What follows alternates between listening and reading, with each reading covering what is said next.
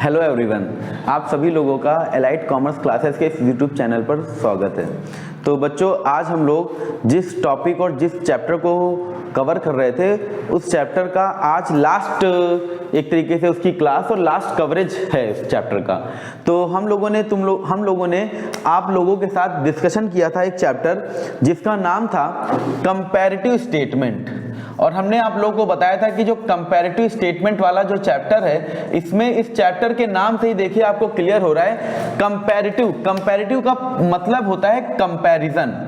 और जब हम किसी भी चीज का कंपैरिजन करने की बात करते हैं तो हमने बताया था कि कंपैरिजन करने के लिए कम से कम दो वैल्यूज का होना बहुत जरूरी है।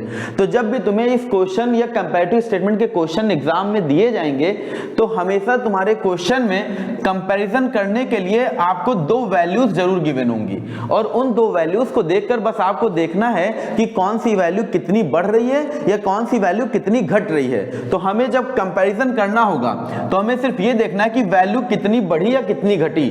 उसमें भी हमें दो तरीके से चीजें देखनी है। पहली कि वो वैल्यू कितने रुपए से बढ़ रही है या कितने रुपए से घट रही है, और दूसरी चीज, इसी चीज को हमें दूसरे सेंस में और दूसरे वे से समझना है कि वही वैल्यू कितने परसेंटेज बढ़ी या कितने परसेंटेज घटी। हमें इस पूरे कंपैरेटिव स्टेटमेंट में ये पूरा पार्ट हमें चेक करना था। तो चलिए आज हम लोग उसके आगे अब देखते हैं। लास्ट क्लास में हमने आप लोगों को बताया था कि कंपैरिजन जब करेंगे तो कंपैरिजन हमें दो चीजों का करना है। किसका? एक कंपैरिजन करना है हमें अपनी फाइनेंशियल पोजीशन का।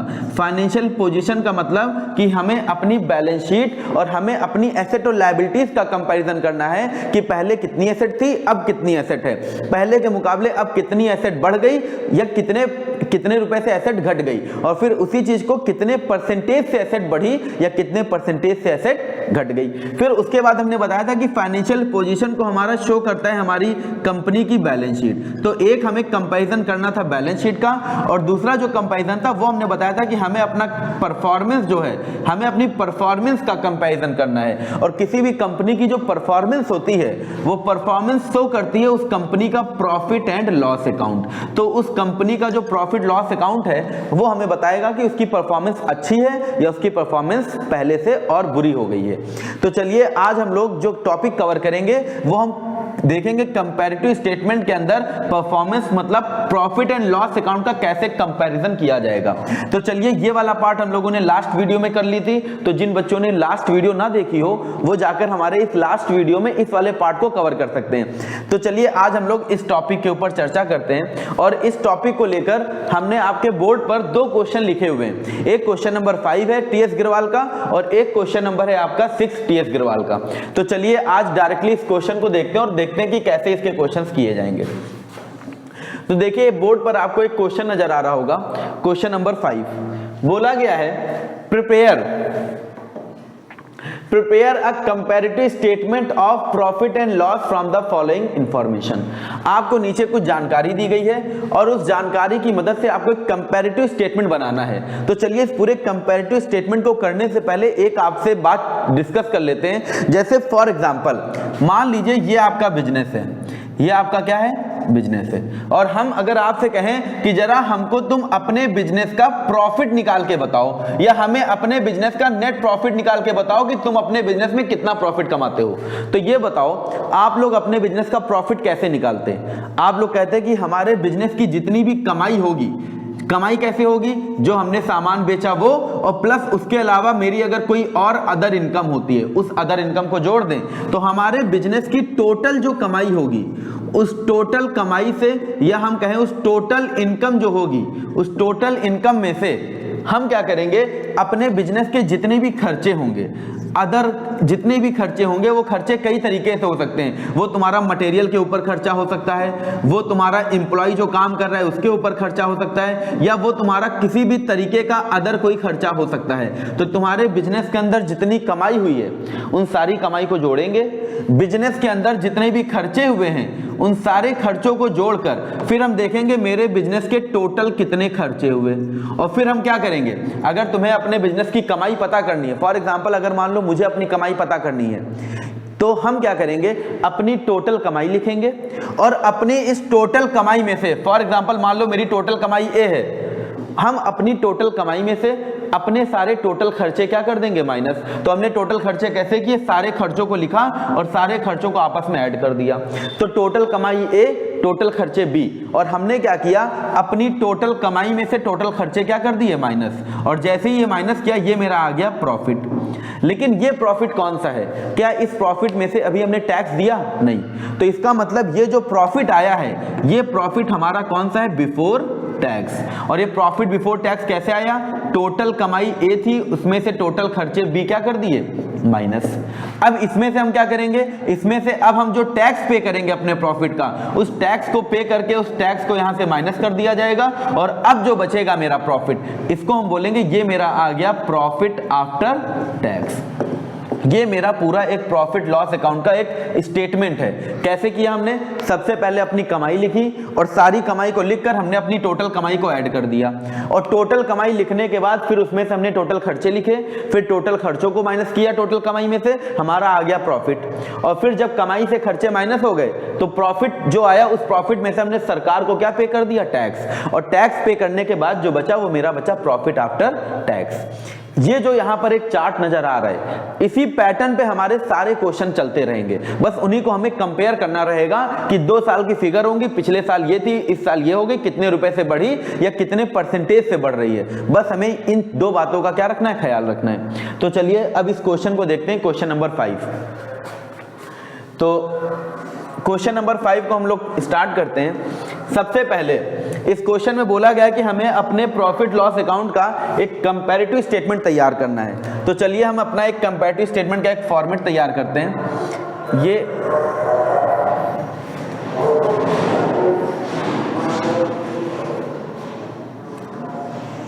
ये आपका हो गया पर्टिकुलर, ये आपका हो जाएगा 31 मार्च 2016। क्वेश्चन में आपको 17 की फिगर पहले और 16 की फिगर बाद में दी गई है, लेकिन हम अपने सॉल्यूशन में उसको सही सीक्वेंस में लिखकर 2016 की फिगर्स को पहले और 31 मार्च 2017 की फिगर्स को बाद में लिखेंगे। ये तुम्हारा क्वेश्चन है। क्वेश्चन में तुम्हें दिया क्या गया है, क्वेश्चन में तुमको सबसे पहली डिटेल दी गई है रेवेन्यू फ्रॉम ऑपरेशन, और रेवेन्यू फ्रॉम ऑपरेशन की जो वैल्यू है वो तुम्हें दी गई है रेवेन्यू फ्रॉम ऑपरेशन, एक तरीके से तुम्हारा नेट सेल्स। इसकी वैल्यू दी गई है तुम्हें 2016 में 10 लाख थी और 2017 में हो गई है 12,50,000। फिर उसके बाद तुम्हें कोई अदर इनकम नजर आ रही है। अब यहां पर जरा क्वेश्चन देखिए, रेवेन्यू फ्रॉम ऑपरेशन तुम्हें दिया है 10 लाख से 12,50,000 हो गया। कॉस्ट ऑफ मटेरियल कंज्यूम्ड, मतलब सामान को बनाने में जो मटेरियल लगा वो तुम्हारा एक क्या हो गया, खर्चा। तो ये तो आपका एक हो गया खर्चा। फिर उसके बाद अदर एक्सपेंस, ये भी आपका एक क्या हो गया, खर्चा।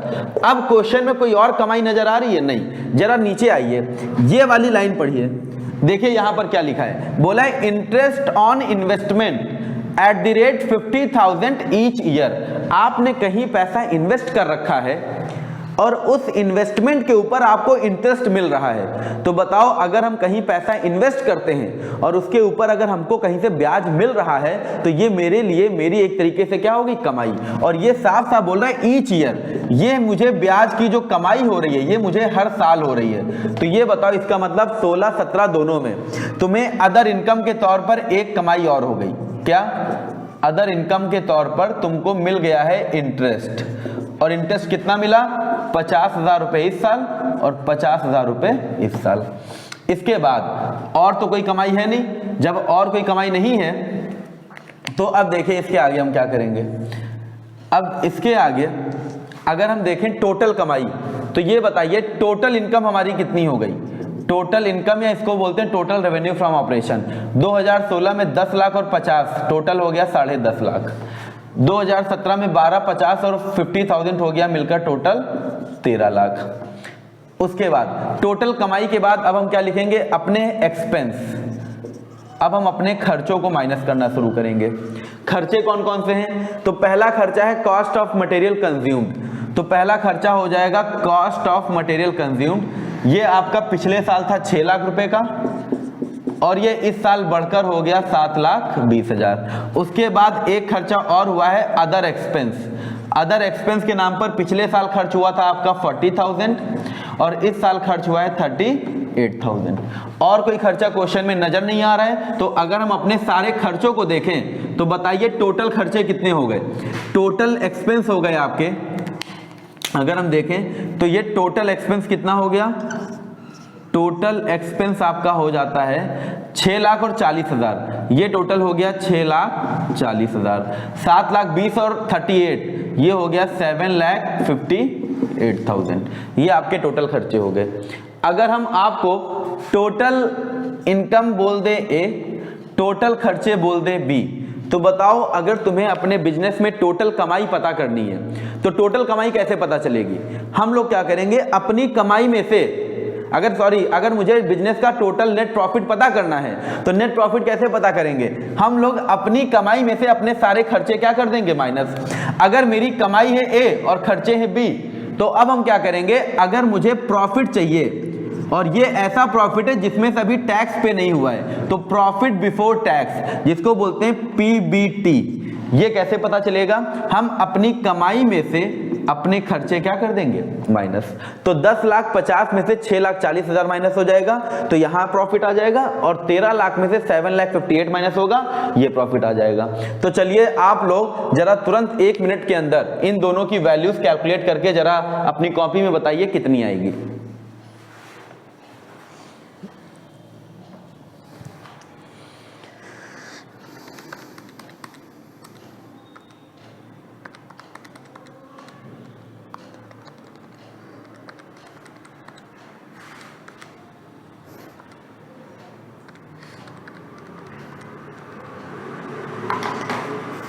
तो चलिए बच्चों ने बता दिया है, इन्होंने बोला है कि अगर टोटल कमाई में से टोटल खर्चे माइनस करते हैं तो यहां पर हमारा 10,50,000 से 6,40,000 गया तो मेरा प्रॉफिट बचा 4,10,000, और फिर उसमें से अगर हम 13 लाख में से 7,58,000 माइनस कर देते हैं तो 13 लाख में से अगर आप माइनस करते हैं 7,58,000 तो आपका कितना बचता है, तो ये आपकी वैल्यू बचेगी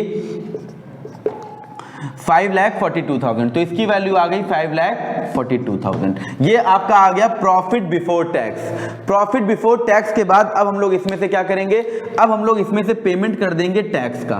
टैक्स के बारे में क्वेश्चन क्या कह रहा है, ये कह रहा है कि टैक्स के बारे में कहीं पर भी कोई इंफॉर्मेशन नहीं दी गई है, और अगर टैक्स के बारे में कहीं कोई इंफॉर्मेशन नहीं दी जाएगी तो इसका मतलब ये क्वेश्चन केवल प्रॉफिट बिफोर टैक्स तक ही होगा। जब टैक्स के बारे में बोला नहीं है तो अब टैक्स के बारे में अब हम कुछ भी ट्रीटमेंट नहीं करेंगे। यहां तक ये आपका क्वेश्चन है। अभी तक हमने क्या किया, हमने केवल आपके क्वेश्चन को एक सिस्टमैटिक फॉर्मेट, एक सिस्टमैटिक तरीके से प्रॉफिट निकालकर बता दिया। अब हम अपने कैलकुलेशन पर आते हैं, कंपैरिजन करते हैं, कंपैरेटिव स्टेटमेंट पर आते हैं। तो चलिए कंपैरिजन कैसे करेंगे, हमने आपको लास्ट क्लास में बताया था कि कंपैरिजन दो तरीके से होगा। पहला कंपैरिजन ये बताएगा कितने रुपए से वैल्यू घट बढ़ रही है, और दूसरा कंपैरिजन ये बताएगा कितने परसेंटेज से वैल्यू चेंज हो रही है। तो जो रुपए से वैल्यू चेंज होगी उसको हम बोलेंगे एब्सोल्यूट चेंज, या इसी को बोलते हैं चेंज इन रुपीज, और जो परसेंटेज से चेंज होगा उसका नाम रखेंगे चेंज इन परसेंटेज। तो चलिए यहां पर 10 लाख से सेल्स हो गई 12.5 लाख। आपकी सेल्स इस एक साल में 2,50,000 रुपए से बढ़ गई। अदर इनकम आपकी 50,000 से 50,000 ही, तो एक भी नहीं बढ़ी। टोटल इनकम आपकी 10.5 लाख से 13 लाख हो गई, तो ये टोटल इनकम आपकी 10.5 से 13 हो गई, तो 2.5 लाख रुपए से ये बढ़ गया। कॉस्ट ऑफ मटेरियल कंज्यूम पिछले साल 6 लाख था, इस साल 7,20,000, तो इसका टोटल खर्चा 1,20,000 से बढ़ गया। अदर एक्सपेंस आपका 2,000 रुपए उल्टा बढ़ने की बजाय क्या हुआ है, घट गया है। फिर आ जाते हैं टोटल एक्सपेंस पे। टोटल एक्सपेंस आपका 6,40,000 से 7,58,000 हो गया, तो ये कितने रुपए से बढ़ गया, 1,18,000 से। फिर प्रॉफिट बिफोर टैक्स 4,10,000 से 5,42,000 हो गया, ये कितने से बढ़ा, ये आपका बढ़ गया है 4,10,000 से 5,42,000, तो ये आपका हो जाएगा 5,10,000, 1,32,000। ये आपका इतना टोटल प्रॉफिट बढ़ गया। तो चलिए जरा अब ये देखिए, अब जरा आगे देखिए, आपका एक कैलकुलेशन हो गया है कि कितने रुपए से, ये कॉलम हो गया आपका रुपीस का, कितने रुपए से वैल्यू घट बढ़ रही है। अब हम लोग अगली कैलकुलेशन करते हैं परसेंटेज से, कितने परसेंटेज से ये वैल्यू चेंज हुई है। तो बताइए, जो सेल्स पहले 10 लाख रुपए की थी वही सेल्स अब आपकी 12.5 लाख रुपए की हो गई। हमने बोला 2.5 लाख रुपए से सेल्स बढ़ गई, इसी को हम ये भी तो कह सकते हैं 10 लाख की सेल थी 2.5 लाख रुपए बढ़ी। क्या ये कह सकते हैं कि 10 लाख की सेल्स 25% से क्या हो गई, बढ़ गई। क्यों? क्योंकि 10 लाख का 25% कितना होता है, 2.5 लाख, और ये 25% बढ़कर कितना हो गया, 12.5 लाख। तो इसका मतलब आप चाहे ये बोले कि 2.5 लाख रुपए से बढ़ गई और चाहे आप ये बोले 25% से बढ़ गई, दोनों का मतलब क्या है, एक ही है। जैसे अगर हम बोलते हैं, मान लो कोई भी प्रोडक्ट है, कोई भी प्रोडक्ट पिछले साल अगर वो मान लेते हैं 100 रुपए का बिक रहा था और इस साल वो बिक रहा है 150 रुपए का, तो इसका मतलब उसकी कीमत 50 रुपए से बढ़ गई, और चाहे आप ये कह दें कि उसकी कीमत 50% बढ़ गई। तो चलिए अब इसके आगे देखते हैं, और ये हो गया आपका 25%। अच्छा, ये जितना था उतना ही, ये कितने परसेंट से बढ़ा, 0%। 10.5 लाख से 13 लाख हो गया, 2.5 लाख से कमाई बढ़ गई है। ये कमाई कितने प्रतिशत बढ़ गई, 25%। फिर 6 लाख से 1,20,000 रुपए बढ़ गया। तो बताओ 6 लाख रुपए आपका कॉस्ट ऑफ मटेरियल कंज्यूम था, 1,20,000 से बढ़कर अब हो गया 7,20,000।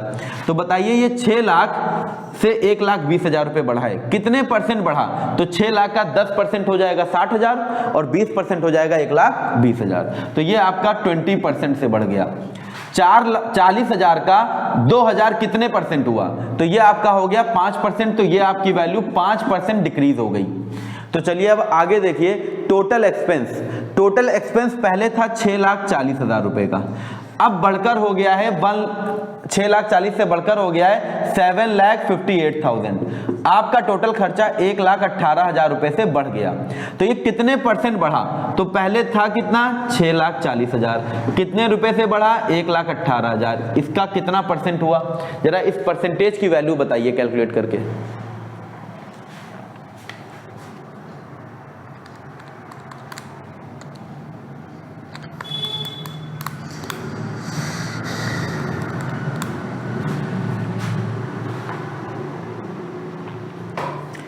तो ये कितना आ रहा है, ये आपका बच्चों ने बता दिया, ये हमारा परसेंटेज आ रहा है 18.43%। तो इसकी जो वैल्यू है वो आ गई 18.43%।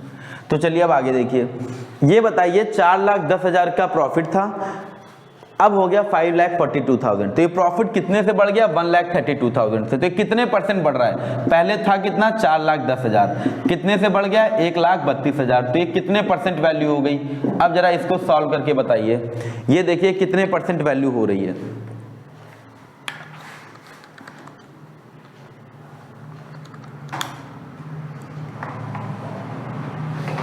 तो ये आ गया आपका 32.20%। तो ये आपका क्वेश्चन नंबर 5 है, जिसका सॉल्यूशन यहाँ पर बोर्ड पर दिया हुआ है, सॉल्यूशन 5। तो इस तरीके से हमने इस क्वेश्चन को कंप्लीट किया और कंपैरिजन किया। कंपैरिजन कैसे किया? पहले देखा सेल्स इतनी थी, अब इतनी हो गई, ये इतना था अब इतना हो गया, टोटल इनकम इतने से इतनी हो गई, कॉस्ट ऑफ मटेरियल कंज्यूम का खर्चा इतने से इतना हो गया, अदर खर्चे इतने से इतने हो गए। फिर हमारा जो टोटल खर्चा है वो इतने से इतना हुआ और प्रॉफिट हमारा इतने से इतना हो गया। तो हमने पहले कॉलम बनाया और देखा कितने रुपए से घटा बढ़ा, और दूसरा कॉलम बनाया कितने परसेंटेज से वैल्यू घट और बढ़ रही है। तो सभी लोग इस क्वेश्चन को नोट कर लें।